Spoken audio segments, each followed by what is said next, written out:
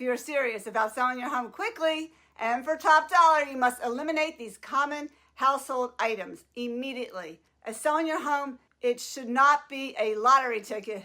It's really competitive out there today in the real estate market. First impressions are everything.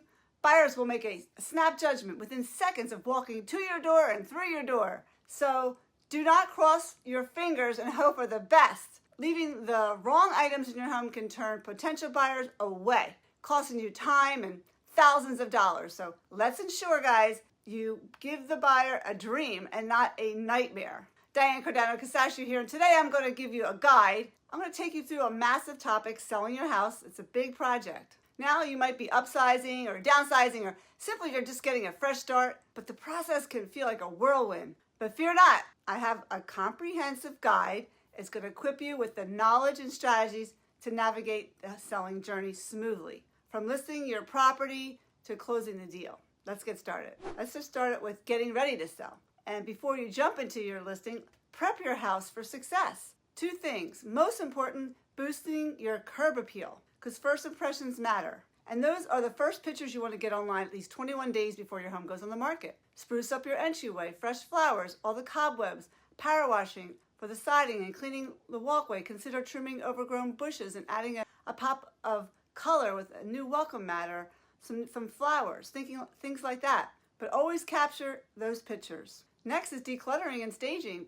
You can start that now if you're thinking of moving in a year or two. Potential buyers want to envision themselves living in your home. They don't want to see all that stuff that you have. So you want to pack away your personal belongings and your sentimental items. Maybe you'll consider renting furniture if yours is outdated, and stage its room to its maximum. That's what we do. We offer a room-by-room review. I can come out and give you 30 minutes of my time, show you what you need to do for a home sale 1, 2, 3 years. Any of my sellers who do this before the home goes on the market, like 2, 3 years ahead of time, 1 year ahead of time, they make even more money by making, this is one of your largest assets, guys. You got to prepare for these things. Now, my pro tip in this section, don't underestimate the power of paint. I love painting. My color right now is Revere Pewter. It's a nice color. It's a little grayish beige. Now, a fresh coat in a neutral tone like that can brighten up your space. Makes it feel more inviting. People love that. They can feel like they can move right in and not have to do anything. Next, what you want to do is partner with a real estate agent, but I like to do that in the beginning. I like to be in there right in the beginning. So make sure you do that first or second, whatever you want to do. But you want to choose someone that's going to be your guide by your side throughout the process. They're going to come in, help you do all the staging, handle negotiating. They're great with marketing. They're social media. They have closing department. They have people behind the scenes helping them, because one person cannot do everything. Now, I do have a list of the things you should look for when hiring an agent. If you need that list, just put your comments below. First thing to look for is experience and knowledge. You don't need to be a local agent. People think that you need to be a local agent, but you just need someone who has a proven track record, not just in your area, just in general. They're familiar with market trends and pricing strategies. Any good agent could come in from anywhere and find out exactly what's going on in your neighborhood. A common myth is hire a local agent, but that's not really the way it is anymore with the internet and everything else. Second thing, communication style. Do you have a specific communications preference? Because some agents are highly proactive, while others take a more hands-off approach. So find someone who aligns with your needs, but someone who is aggressive and who's communicating all the time, has a system for that on the WhatsApp. They have their team on there with them, and everybody's in tune with exactly what's important to you, because then that's really the most important thing, right? And then next, there's a commission structure. Agents, they typically charge a commission as a percentage of the final sale price. You can negotiate a commission right up front, but make sure they're going to do what they're going to do for the price that they're going to charge you. But you can have an agent who's over here, maybe a friend or family member, and have a top agent here. This agent might charge you more, but they're going to do this much more and maybe get you thousands more, versus a typical real estate agent who just puts your home on the MLS and hopes somebody else sells it. My pro tip here is interview a few agents before making a decision. Ask them to show you their marketing strategy. Don't just tell you. And get a feeling for the personality. Are they to the point, and are they ready to go? And do they have their stuff together? And also, do they have a nice team, a big team behind them that's going to help make things happen for you? The next part is pricing your home right. Of course you need to do that.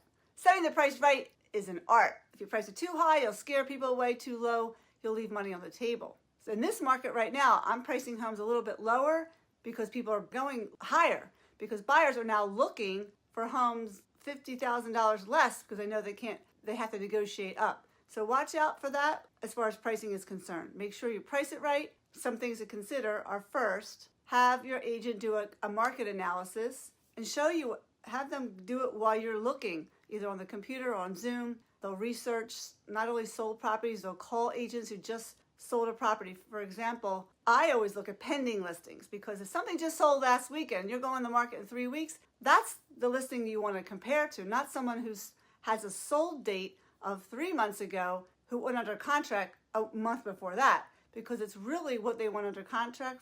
The date they went under contract is really important, not the date that it sold. Next thing, look at market conditions. A really good agent doing a lot of transactions, they're going to know what's going on with the market even before anybody else does. So consider the current trends, the buyer demand, the inventory levels, and in your particular pocket to adjust your price strategically, because in different pockets, you can have one neighborhood here selling great and you have all these other neighbors around it that aren't. That's a possibility. And also look at your needs. Ultimately, the final decision is yours. Discuss your desired timeline and financial goals with your agent and find that sweet spot. Make sure that they have heard you when they create their strategy. Make sure that they have heard you and what your needs are and what's really important to you. And they ask you really good questions. Some questions that the typical agent won't consider asking. Pro tip here, guys, don't get emotionally attached to a specific price. Be open to adjusting based on your agent's expertise and market feedback. You can always do that. And that's why we do the coming soon time. Coming soon allows us to do that. And that's really important. I'm going to have to do a whole video on that for you guys. People have been asking for it. Part 4 is next.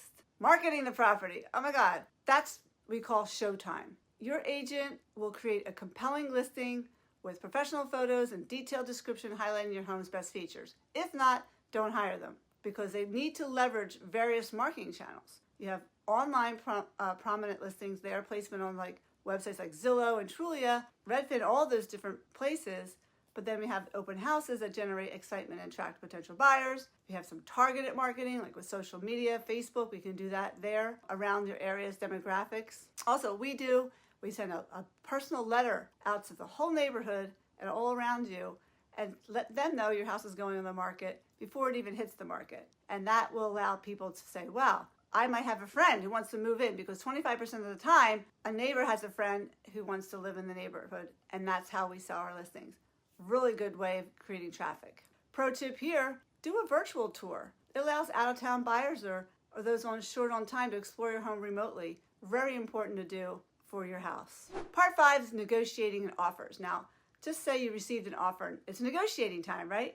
And this is where your agent will guide you, review the offers. We have a multiple offer worksheet where we have the different offers lined up next to each other and break it down so you can see one next to each other. Really good to do. First, now we're going to review the offer. We have a multiple offer worksheet that we use so you can look at each thing next to each other, such as the price, closing date contingencies, repairs. And then we make a counter offer. If we have multiple offers, we ask everybody to come up to the highest and best. And we can create a nice counter offer for you. But in this market, all my counter offers are, how much higher up are you going to come in price, not going down. I haven't had a home sell for less than list price in a long time. Negotiating for your agent, that's probably the most important thing where you're going to get the most amount of money, having a good negotiator. Because until you go back and forth and you have a mutual agreeable deal, you don't have anything. So make sure when you look at the offers, if you have multiple offers, you're finding the right person who's willing to go the extra mile. And being a listing agent, I look for people who are detailed, did everything we asked them to do, and not to go back and forth when they know there's other offers. Now, if there's no other offers, then we have to go and pretend like there's other offers, or see how much that buyer wants your house to get them up. That's important. Get them up as high as can. Get your deal. Maybe it's not price. Maybe you just want that settlement date. Maybe you need to stay in your house for 5 months later or 3 months later after you close. There's a lot of things we can negotiate, not just the price. A pro tip here, in a seller's market, you don't do much negotiating. You just try to find out what the buyer's willing to do. But in a buyer's market, be prepared to negotiate. Don't be afraid to walk away if the offer fails significantly short of your expectations. Part 6, closing the deal. Congratulations, you've reached the closing table.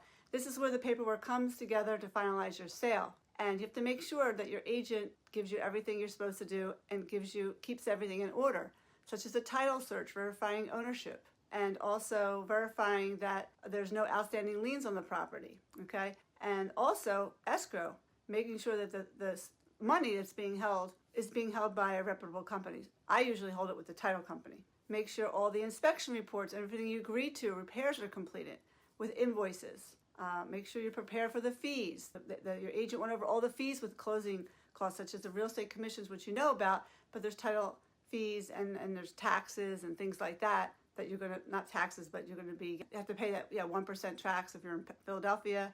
You're going to pay 2.14. Otherwise, it's 1% here in Montgomery, Bucks, and outside of Philadelphia. A pro tip here, guys, review all your closing documents carefully before signing. Your agent can answer any questions you may have. Be sure you review it. Part 7, moving day. Well, it's moving day, and though bittersweet, it marks the exciting next chapter. Some tips for moving: making sure you hire a professional moving company to save you time and hassle, especially for the long distance moves. A lot of our clients are moving to Florida and North and South Carolina. And organize and label everything. I think it's good to do.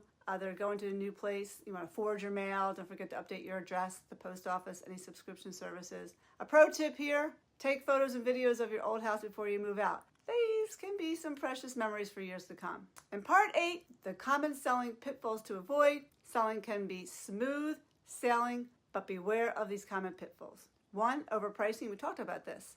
An inflated price scares buyers away and lengthens the sale and the selling time. Any emotional attachment is 2. You got to separate your sentimental value from market value. Be open to offers. Divorce yourself from your assets. No longer the home you raise your children in. This is your home now. You're trying to sell. This is an asset that went from this price to this price. Think of it as that. Ignoring repairs is 1. People say, "Oh, I don't need to do these repairs," but potential buyers will point them out, and you'll be sitting at the settlement table, and they'll be saying, "You didn't do this. I want money back." And usually it's going to be more money than what it would cost if you had gotten it done. Next is poor presentation. If you have a cluttered and unkept house, no one's going to want to buy it, right? We went over that. A lack of communication is really important. Maintain open and honest communication with your agent. And a pro tip here, guys: price it accurately, stage strategically, and be flexible. This is going to attract qualified buyers. This will lead to a successful sale. And the last part 9, I call it legal and tax considerations. Selling a house can have legal and tax implications. So consult a professional for guidance on disclosure laws. What are you legally obligated to disclose? Any known facts in the property? Capital gains tax. You may owe taxes on a profit from your sale. Know that ahead of time. Or estate planning. If selling an inherited property, understand the tax implications. There's a lot of them. I do a lot of the probate stuff, and you have to be really important to look at that with your lawyer and your accountant ahead of time. Pro tip here: don't navigate legal and tax issues alone. Seek some advice. Ensure a smooth and compliant transaction, as I would say. Let's wrap it up. Selling a home can be rewarding, but it's going to be stressful. It doesn't have to be. That's why you want to follow the steps I put here. Partner with a real qualified real estate agent.